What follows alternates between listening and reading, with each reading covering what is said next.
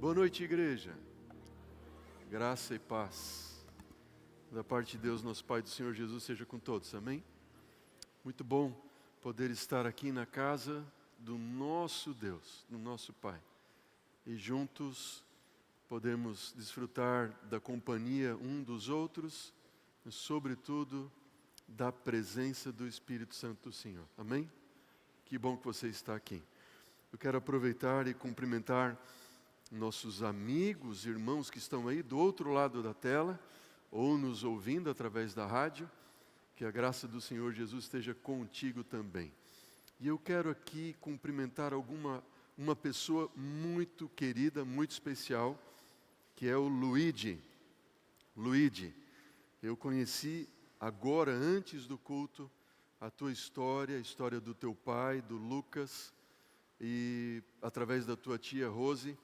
Fiquei muito impressionado da forma como Deus, de alguma forma, me usou para abençoar teu pai nos últimos dias da vida dele, nos últimos anos, quando ele sofria da doença. Hoje ele descansa em Jesus, mas nós vamos estar juntos com ele em breve quando Jesus voltar, amém? Luigi, prepare-se. Jesus está voltando e eu vou ter a oportunidade de conhecer você pessoalmente e dar um abraço também no seu pai querido que hoje descansa no Senhor, amém? Essa é a nossa esperança, amém? Que Deus nos abençoe. Eu quero convidar você para abrir a Bíblia agora, no livro do Apocalipse. Abra a Bíblia, no livro de Apocalipse, capítulo 6. Apocalipse, capítulo 6. Vamos à palavra do Senhor, ver quais são os ensinamentos que o Senhor tem para nós nessa noite. Abra a palavra do Senhor, Apocalipse capítulo 6. Todos abertos, com a Bíblia aberta, coração aberto. Quero pedir que você feche os seus olhos uma vez mais e interceda por esse momento da pregação em especial. Ore nesse momento, por Jesus.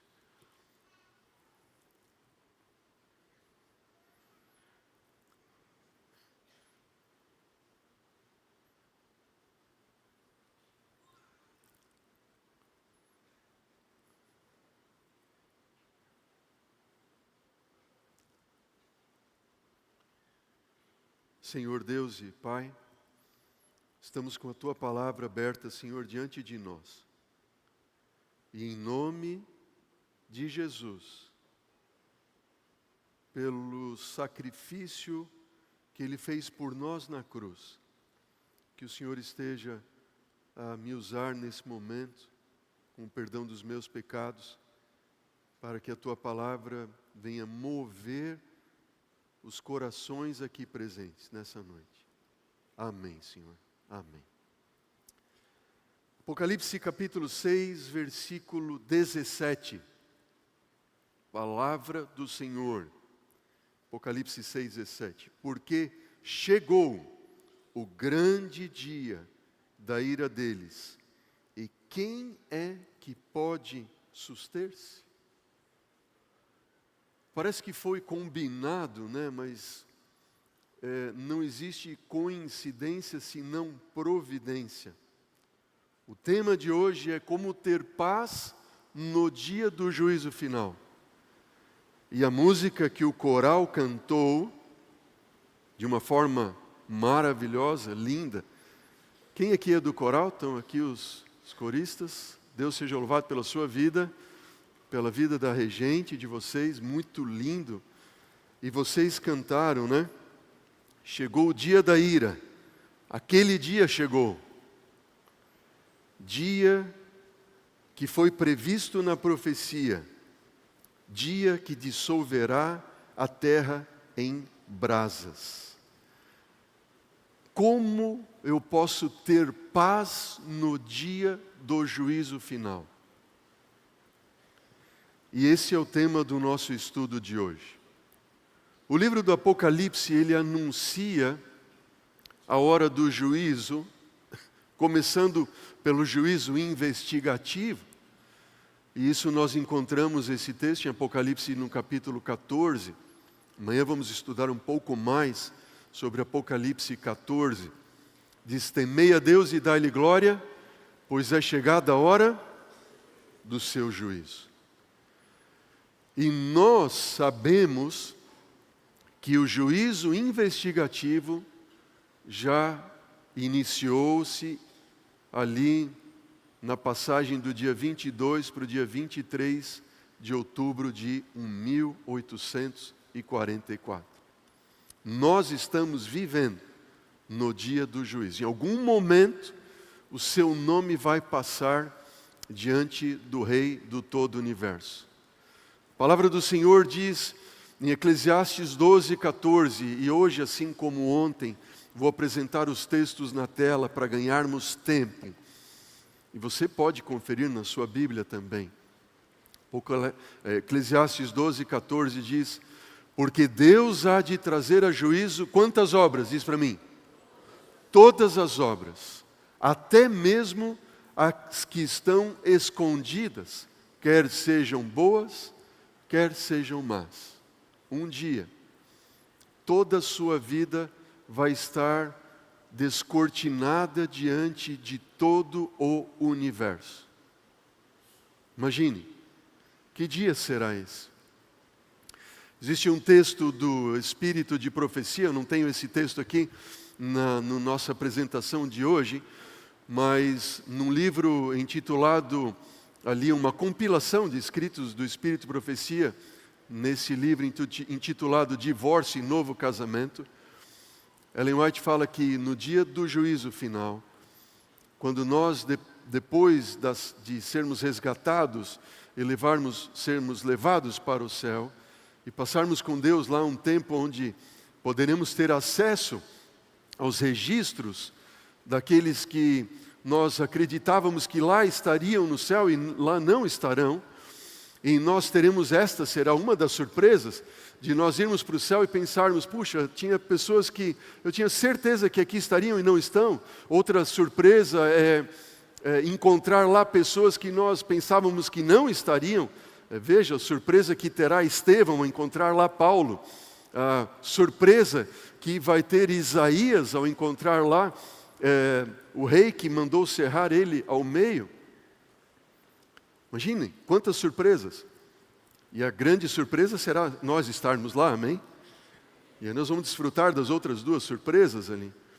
Mas Ellen White diz que muitas esposas, ao não verem o esposo lá, elas vão conhecer e saber aquilo que elas nunca conheceram e souberam enquanto estavam aqui. Pecados que ele tinha acariciado.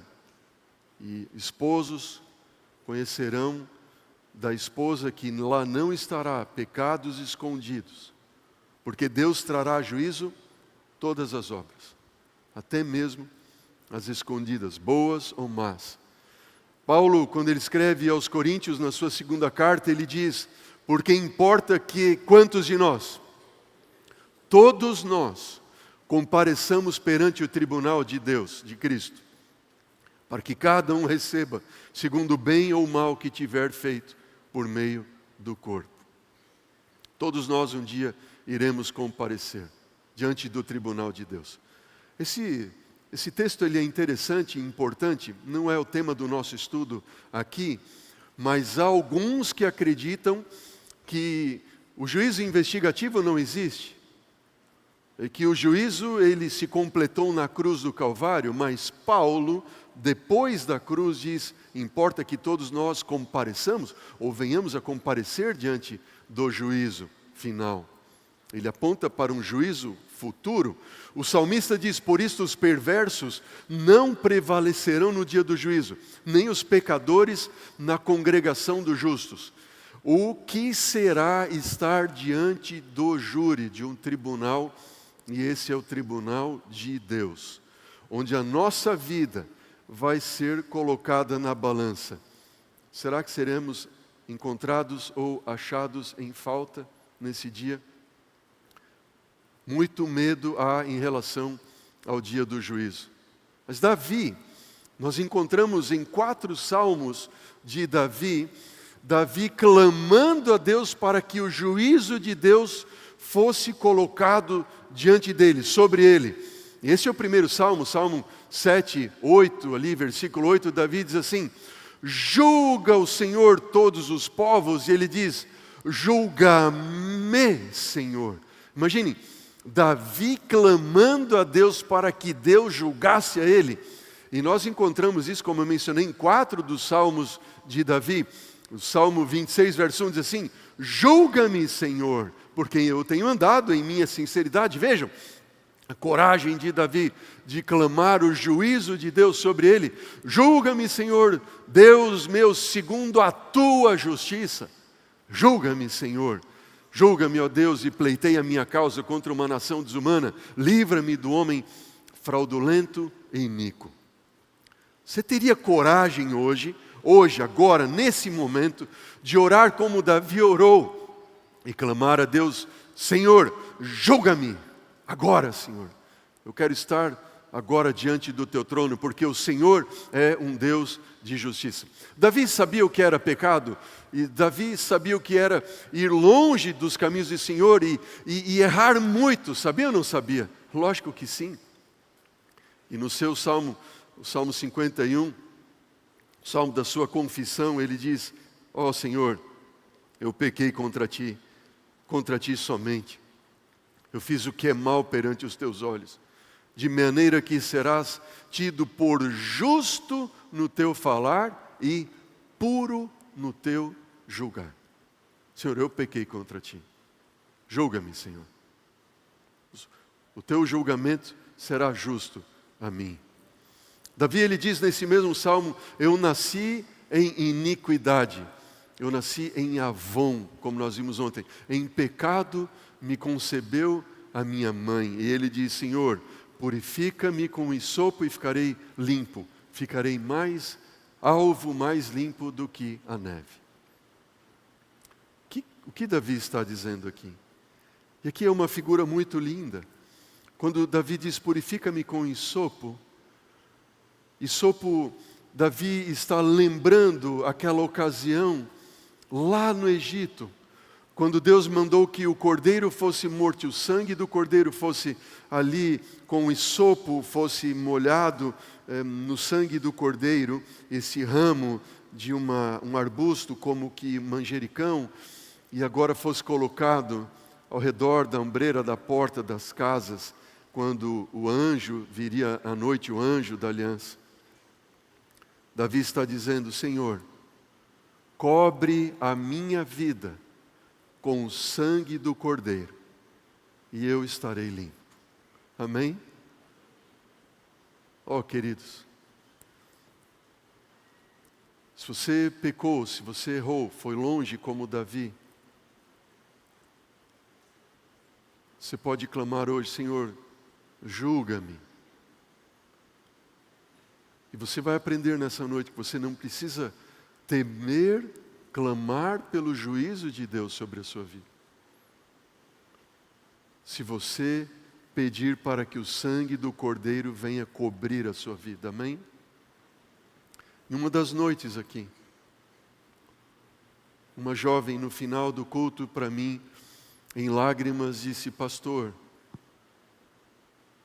eu alguns anos atrás fiz algo muito ruim, e eu cometi um pecado muito triste. E eu não conseguia me perdoar e não acreditava que Deus havia me perdoado. Mas hoje eu entendo que Deus me perdoou, amém? Porque ela foi coberta com o sangue do Cordeiro, amém? E Deus a perdoou, Deus a salvou. Como podemos ter segurança de que seremos aprovados no dia do juízo divino? Alguns aqui estão fazendo TCC esse ano, né? Como é que você pode ter segurança que você vai ser aprovado no seu TCC? Né? Hein? Tem alguns que tremem, né? Só do TCC. Imagina o juízo final de Deus. O juízo final vai ser muito mais sério que qualquer TCC, viu? Pode ter certeza. Mas como eu posso ter certeza de que eu serei aprovado no dia do juízo de Deus? Quando você faz uma pesquisa na Bíblia sobre o juízo, você vai ver que juízo é uma palavra que aparece na maior parte das vezes de forma positiva. Por exemplo, na Bíblia existe um livro, é o livro dos Juízes. E o livro dos Juízes, os juízes são libertadores. Juízes 3,15 diz: então os filhos de Israel clamaram ao Senhor, e o Senhor Deus lhes suscitou um Goel, um libertador. Ele suscitou um juiz, amém? O juízo e o juiz de Deus, como ele é para sempre de uma forma positiva, na maior parte das vezes, melhor dizendo, de forma positiva, para nos libertar, nos salvar, nos vindicar dos nossos pecados, amém? Mas como eu posso ter certeza? Eu quero compartilhar com vocês aqui alguns motivos pelos quais você pode sair daqui hoje à noite, certo de que você estará salvo no dia do juízo final. Primeiro motivo, diz para mim, porque Cristo é o nosso o quê, igreja? Cristo é o nosso substituto, amém? Você pode dizer assim, Cristo é o meu substituto. Nós vimos isso ontem aqui, estudamos ontem aqui. Não devemos, diz o Espírito de Profecia, no livro Mensagens Escolhidas, volume 2, diz assim, não devemos estar ansiosos acerca do que Cristo e Deus pensam de nós, mas do que Deus pensa de quem? De Cristo, nosso substituto. Então, nós somos aceitos no amado, amém? Não precisa ter medo do que Deus pensa de você, mas o que pensa de Cristo. Por quê? Porque diante do tribunal de Deus, se você aceita Jesus como teu Salvador pessoal, você está escondido em Cristo, amém? Ele olha e não vê mais você, vê Jesus. Louvado seja Deus por isso. Veja, nós estudamos esse texto ontem. Se nos entregarmos a Ele, se aceitarmos a Ele como nosso Salvador, seremos então, por pecaminosa que tenha sido a nossa vida, considerados justos por causa dEle. Amém? Por pecaminosa que tenha sido a sua vida, você será considerado justo por causa dEle. Não importa os caminhos que você tenha andado. Eu conheci recentemente a história de uma jovem. E essa jovem, ela, filha de um pastor da Igreja Adventista do Sétimo Dia. E essa jovem cresceu na igreja. Quando ela tinha 7 anos de idade, seu pai se formou em teologia. E ela cresceu ali no meio da igreja, na colportagem, servindo a Deus, ali crescendo no clube de desbravadores, atuando no clube de desbravadores. E um dia ela foi para a universidade. E sem que ela percebesse. Por quê? Porque você não se afasta de Deus da noite para o dia. Você e eu, nós vamos nos afastando de Deus de forma inicialmente imperceptível. Estão entendendo? E é uma somatória de muitos nada a ver. Quando você menos espera, você está perdido no mundo de pecado e não tem mais forças para voltar.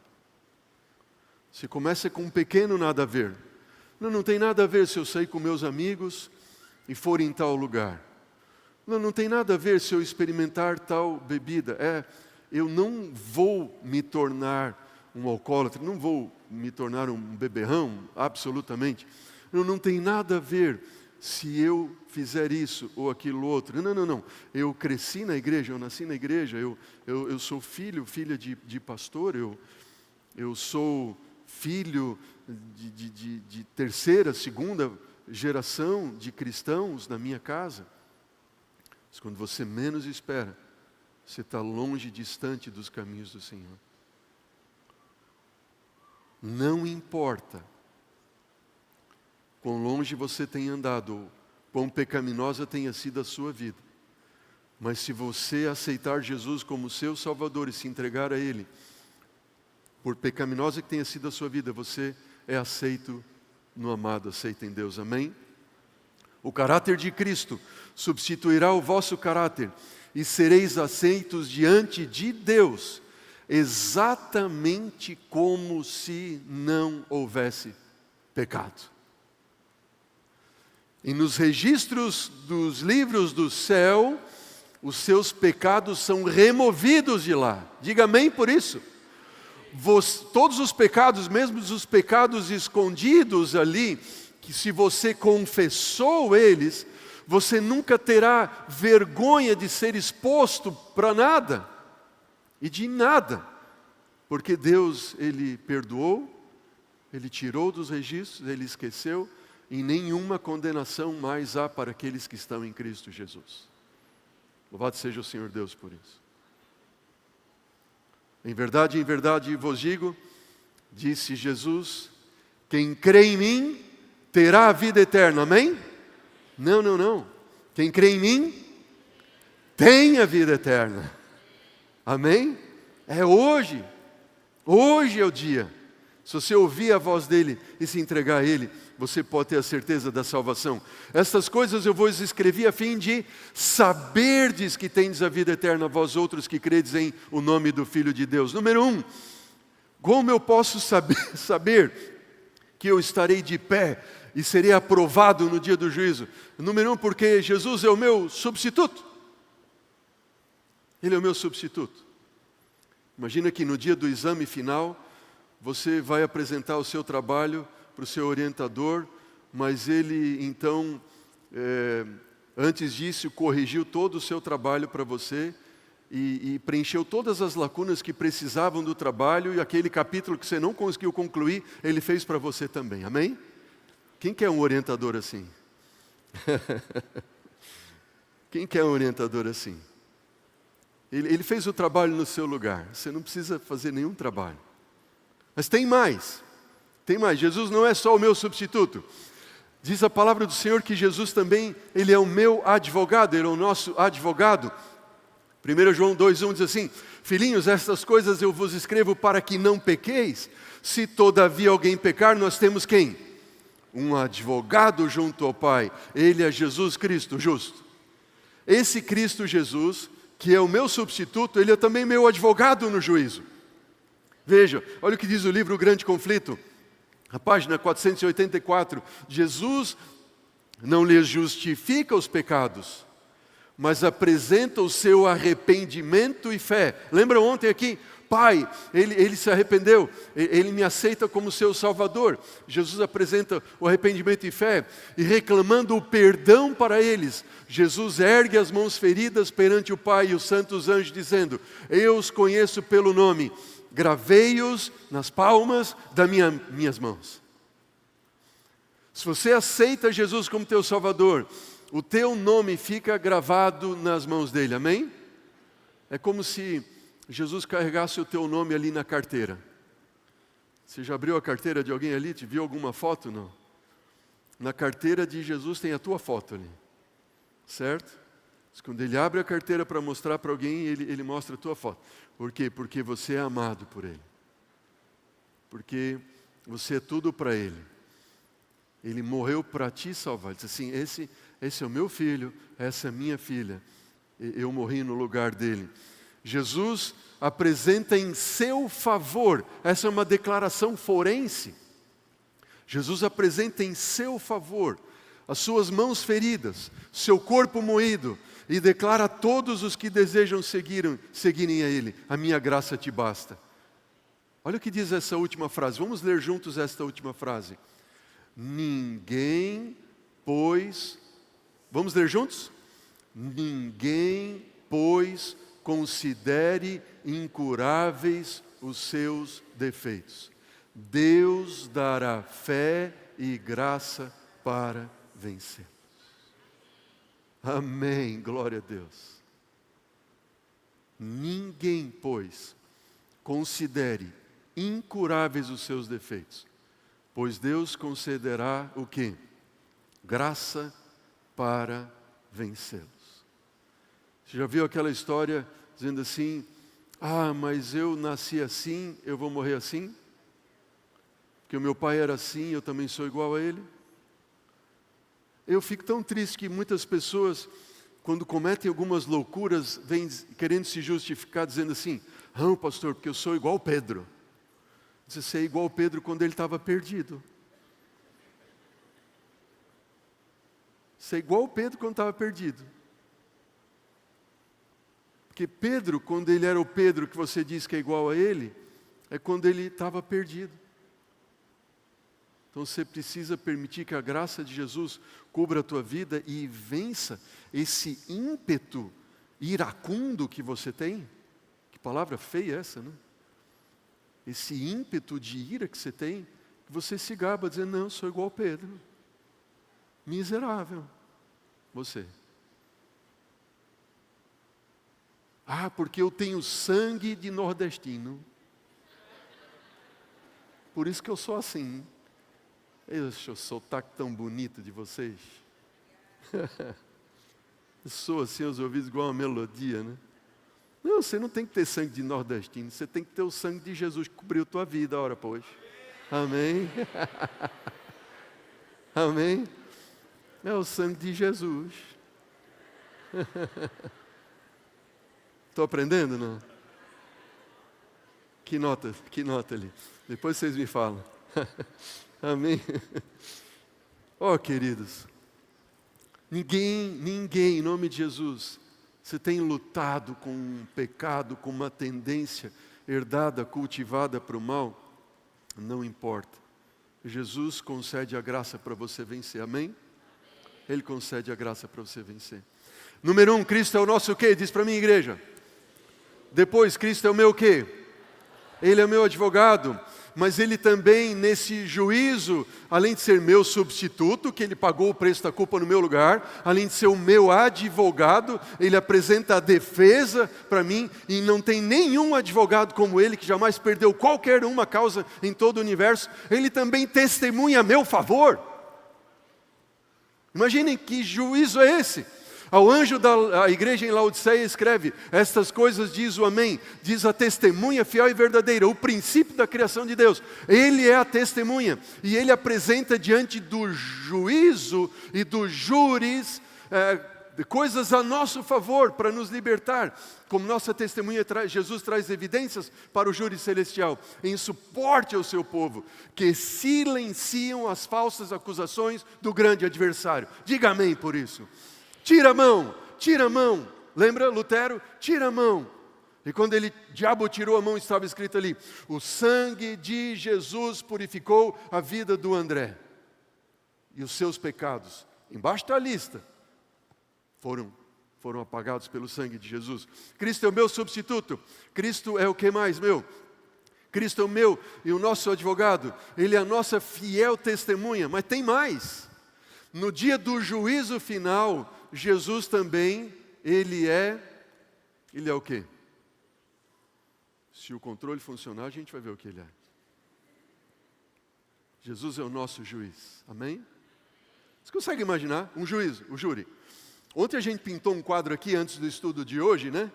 Porque a gente tem uma visão de que Deus é quem vai julgar. E eu não quis ferir com a visão que você já tem, que essa é a compreensão normal que nós temos, mas a Bíblia revela a nós que o Filho é quem vai julgar. Veja, João capítulo 5, 22 e 23, diz assim, e o Pai a ninguém julga, mas ao Filho confiou todo o julgamento. Veja, o Pai confiou ao Filho o julgamento, a fim de que todos honrem o Filho, de modo que honram o Pai.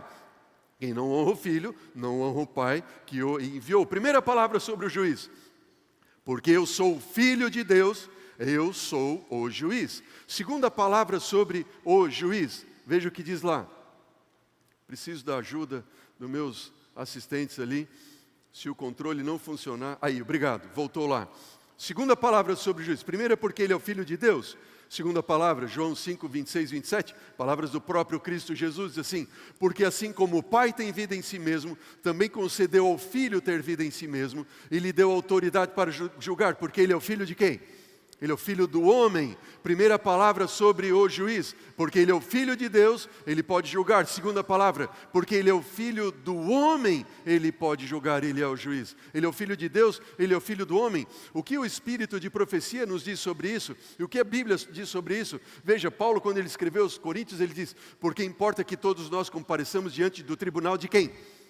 De Cristo, para que cada um receba segundo o bem ou mal que tiver feito por meio do corpo. Atos 17:31, porque Deus estabeleceu um dia em que há de julgar o mundo com justiça, de novo, apontando para o futuro, palavras de Paulo aqui, por meio de um varão que destinou e acreditou diante de todos, ressuscitando-o dentre os mortos. Quem é este? Ele é Cristo Jesus. E o Espírito de profecia nos diz de sua elevada posição, Cristo, o Rei da Glória, a majestade do céu, viu o estado dos homens, teve compaixão dos seres humanos em sua fraqueza e pecaminosidade. E ele veio à terra para revelar o que Deus é para os homens. Cristo condescendeu em colocar-se à frente da humanidade para sofrer as tentações e suportar as provas que a humanidade tem de sofrer e suportar.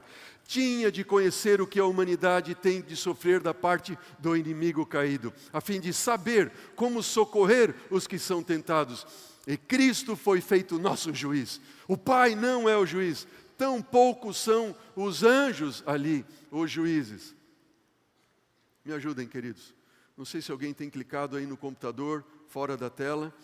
Aquele que se revestiu da humanidade e viveu neste mundo vida perfeita, será quem há de julgar, nos julgar. Só Ele pode ser o nosso juiz. Quem vai ser o teu juiz? Jesus. Jesus é o juiz. Jesus é o juiz. Sempre uma luta, né? Quando a gente está trabalhando na pregação da palavra, não vai ser sem luta. Vamos lá.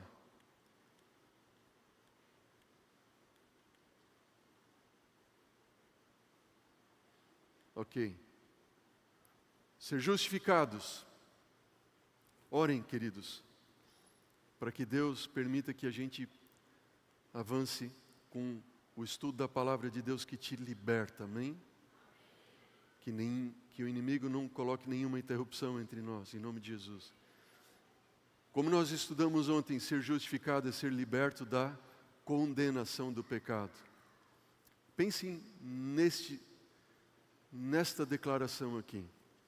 A mesma pessoa que pagou o preço da nossa culpa, Ele é o nosso substituto. Então Ele vem e coloca o seu braço ao nosso redor, ao redor de nós, e apresenta o nosso caso. Ele é o nosso advogado. E dá evidências ao nosso favor, porque Ele é a nossa testemunha. Então Ele mesmo pronuncia o veredito final de que não somos culpados, porque Ele é o nosso juiz. Eu pergunto para você, como é que você pode perder em tal julgamento? Só tem uma forma de você não ser salvo. É se você não quiser, porque tudo que o céu poderia ter feito para te salvar, Ele fez. Amém? Deus é capaz de fazer qualquer coisa para te salvar, até mesmo enviar o seu Filho amado a este mundo, Ele enviou.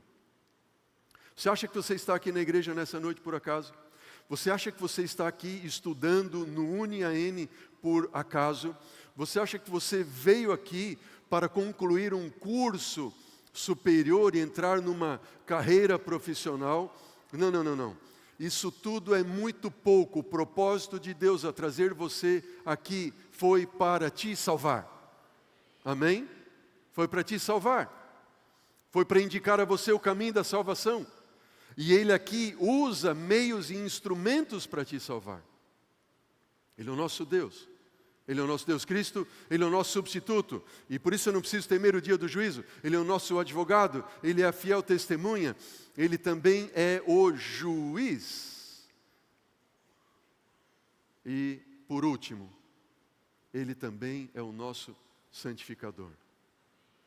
Como juiz, Ele é o nosso justificador, e aqui eu tenho a justificação pela fé, que acontece na hora que eu creio.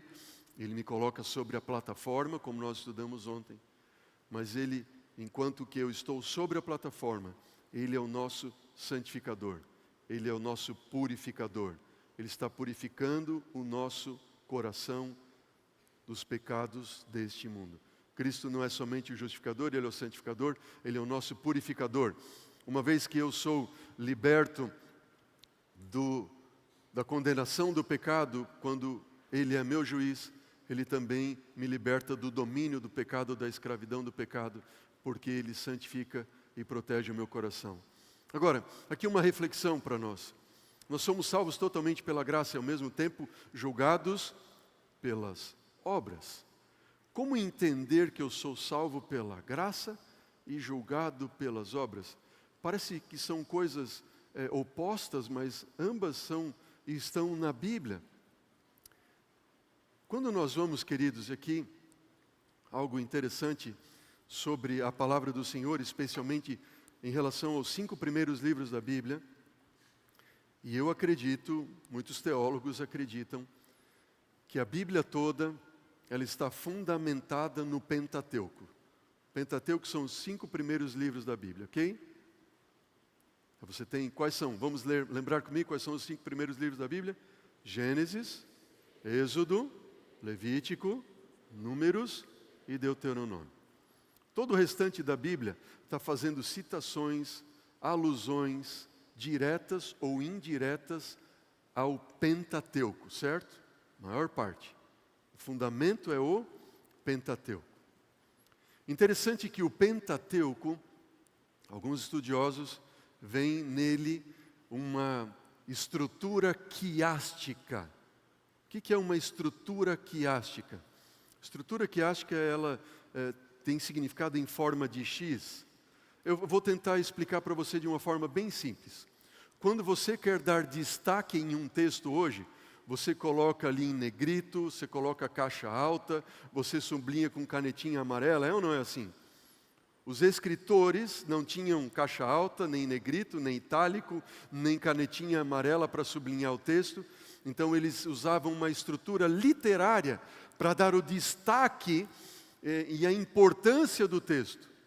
E essa estrutura quiástica é como se você fosse subir uma montanha e descer a montanha. O que acontece quando você sobe uma montanha? O seu objetivo é chegar lá no topo da montanha, e o topo da montanha é o objetivo final, ali mais importante, não o final, o mais importante, onde você tem uma visão do todo, certo? Na estrutura quiástica, o primeiro elemento que você encontra ao pé da montanha é o último elemento quando você encontrará lá no último momento que você desceu a montanha. O segundo elemento que você encontra subindo é o penúltimo da descida, o terceiro, o antepenúltimo, e assim sucessivamente até você chegar onde?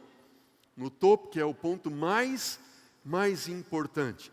O Pentateuco está escrito numa estrutura quiástica, e o ponto mais importante do Pentateuco é o livro que está no centro do Pentateuco. Qual é o livro que está no centro do Pentateuco? Diz para mim. Levíticos.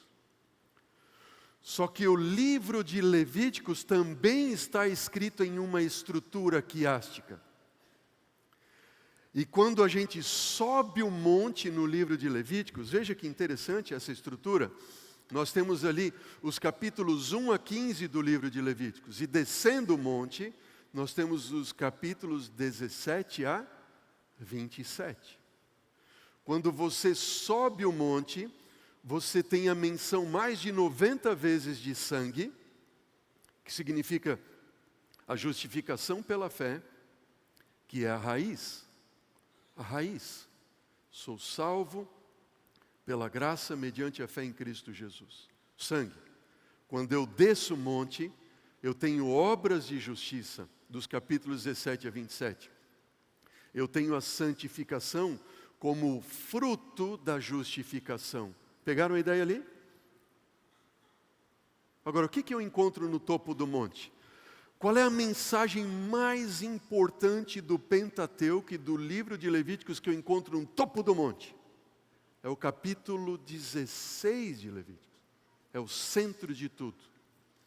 E no capítulo 16, eu não tenho outra coisa senão o quê? O dia da expiação. Qual é o dia da expiação? É o dia do juízo. Está lá no topo do monte.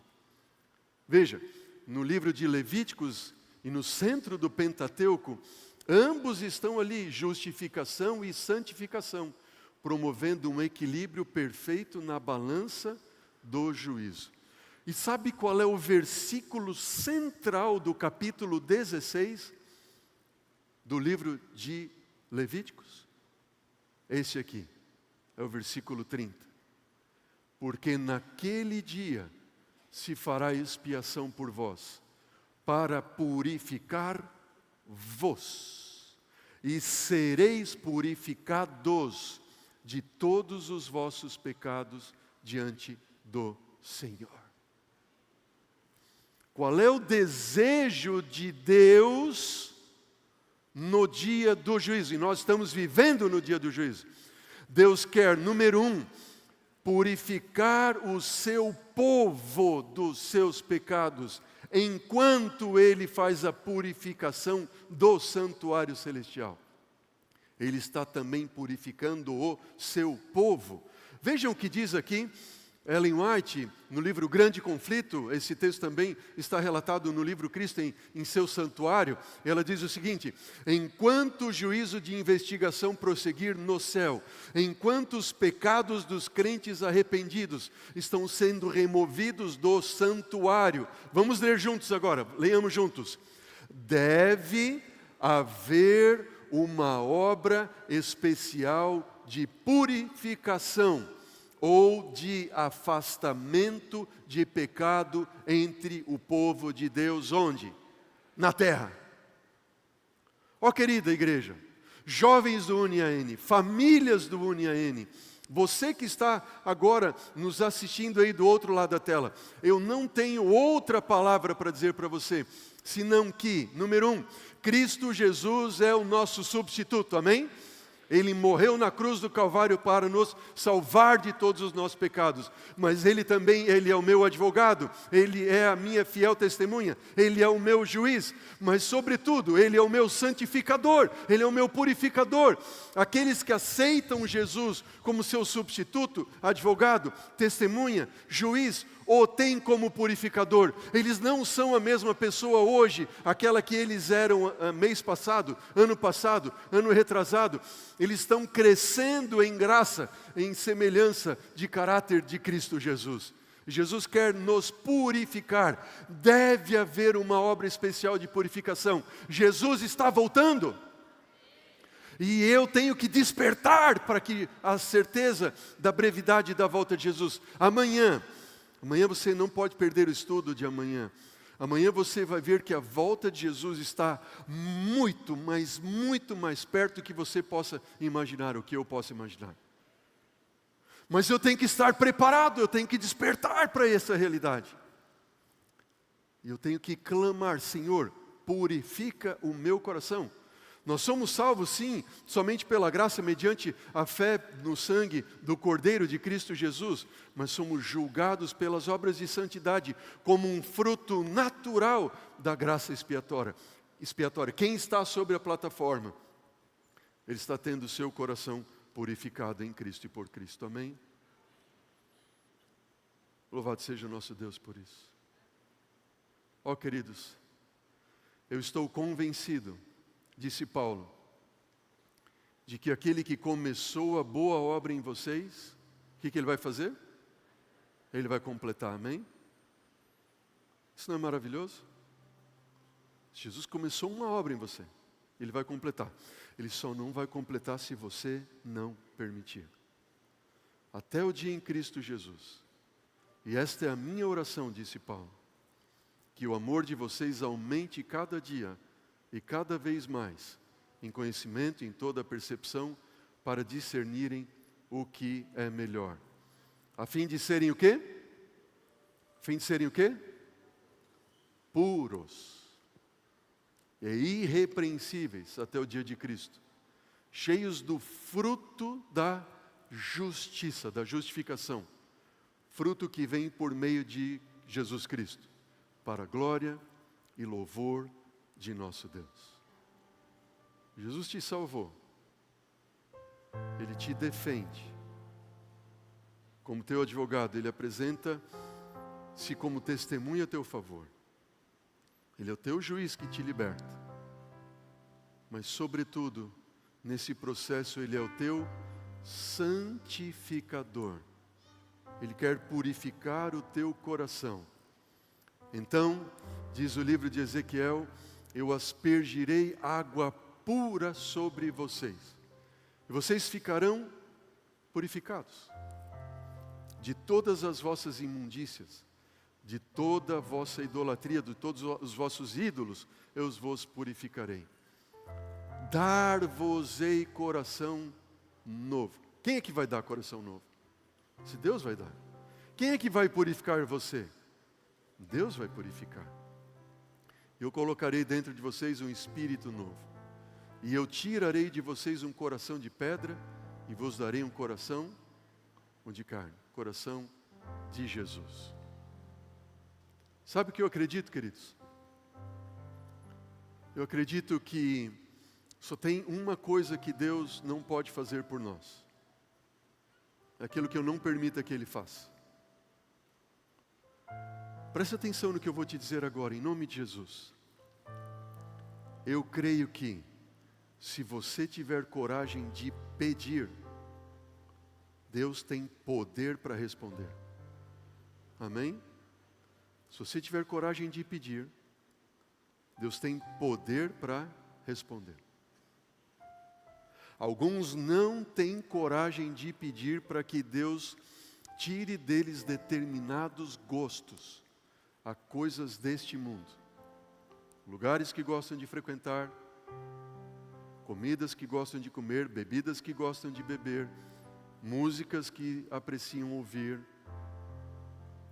coisas que gostam de assistir, namoros que gostam de ter, mas que Deus, você sabe, não aprova, ou formas de namoro. Mas se você tiver coragem de pedir, Deus tem poder para responder. Deus tem poder para responder. O Senhor diz, eu porei dentro de vocês o meu Espírito. Eu farei com que vocês andem nos meus estatutos. Eu vou fazer com que vocês guardem os meus juízos e os observem. Deus vai fazer. Não é pela minha força, nem pelo meu poder, mas pelo quê? Pelo Espírito de Deus. Cristo é o nosso substituto, advogado, fiel testemunha, Ele é o nosso juiz, e Ele quer purificar o teu e o meu coração. Amém? Lembra aquela menina que eu mencionei para vocês? Filha de um pastor, que tinha a vida sempre ligada a Jesus, mas devagarinho foi se afastando de Jesus, sem perceber. Ela não se deu conta disso. Ela não percebeu. Até que Deus colocou na vida dela, depois de algum tempo ela estar longe de Jesus, um grupo chamado Fábrica de Cenas. Quem é do Fábrica de Cenas aqui? Amém? Deus usou vocês para trazer de volta Débora para Jesus. Amém? Deus é capaz de fazer qualquer coisa. Deus colocou na vida dessa jovem, a Amanda e o Pablo. Cadê a Amanda e o Pablo? Estão aqui, não? Posso ver a mão erguida da Amanda e do Pablo? Oh, bênção, está aqui, ó. Vem cá vocês dois, vem cá. Vem cá vocês dois. Amanda e Pablo. A Débora falou assim, olha, todo mundo contribuiu. Fábrica de Cenas. A colportagem, amém? Colportagem. Eu perguntei para ela, Débora, o que foi na colportagem? Pastor, dependência de Deus. Ver Deus respondendo às minhas preces. Mas ela tem um carinho muito especial por todo esse grupo, mas muito por vocês também. Porque ela disse assim: pastor, o dia que eu dei uma ideia de que eu queria ser rebatizado, o Pablo e a Amanda me pegaram pelo braço e disseram assim: agora, nós vamos lá no pastor agora. Foi assim mesmo, né? Deus usou vocês, amém? Deus usou vocês. Que Deus continue usando vocês. Que vocês estejam sempre pertinhos de Jesus. Deus usa aqueles que se dispõem a serem usados por Ele. E eu quero chamar aqui também quem é do Fábrica de Cenas, outros amigos da Débora, que venham aqui à frente agora. Sabe por quê? Que ela vai entrar no tanque agora, com o pastor Enilson. Amém? Pode entrar aí, Débora, com o pastor Enilson. Cheguem ali mais pertinho dela. Venham aqui, vocês que são amigos, que se alegram nessa hora. E lá do outro lado da telinha, lá que está nos acompanhando, está o papai pastor, está a mamãe, está os dois irmãos. Eu tenho certeza, eu não vejo aqui, mas eu sei que as lágrimas estão escorrendo aí, da alegria desse pai, dessa mãe, desses irmãos. E essa turma aqui, que toda foi usada para trazer essa mocinha de volta para Jesus, amém?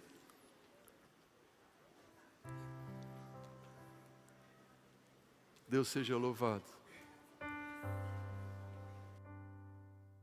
Amém? Débora, querida,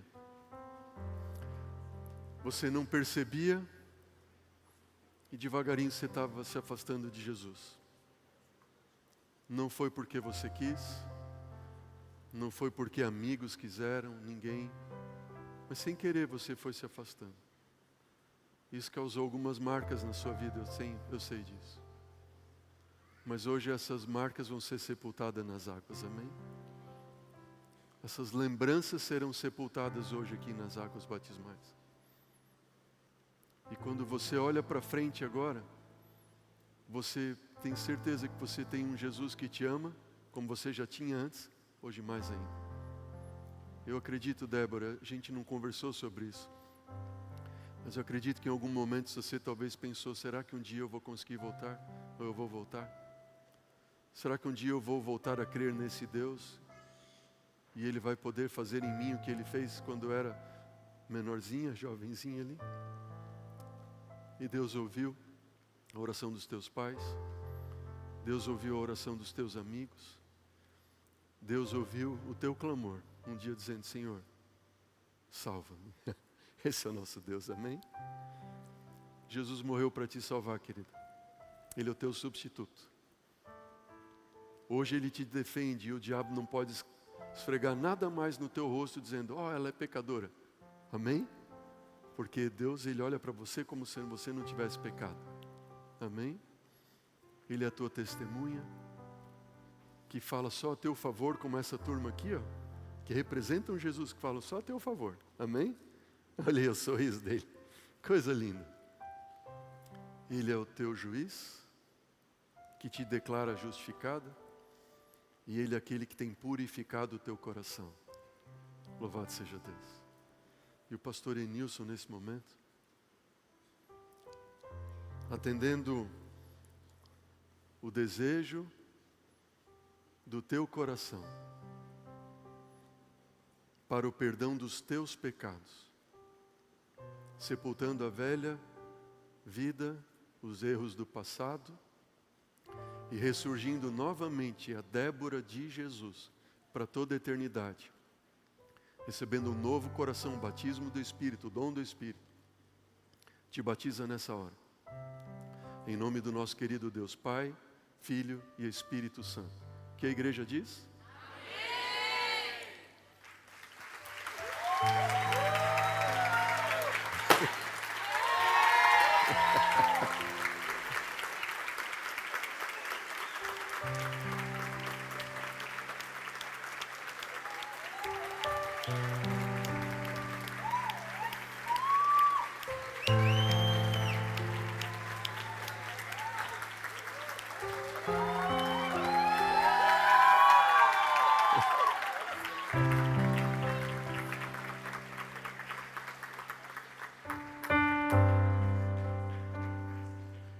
Deus seja louvado, amém? Olha só quem apareceu ali na telinha. Amém por isso. Amém. Que Deus continue usando vocês, amém? Vamos encerrar o culto? Jesus está voltando, amém? Mas Ele não voltou ainda porque Ele quer salvar você. Se Ele não voltou ainda para você, porque Ele quer salvar você. Tem alguém aqui nessa noite que quer entregar a sua vida, o seu coração para Jesus? Levante a mão em nome de Jesus. Amém?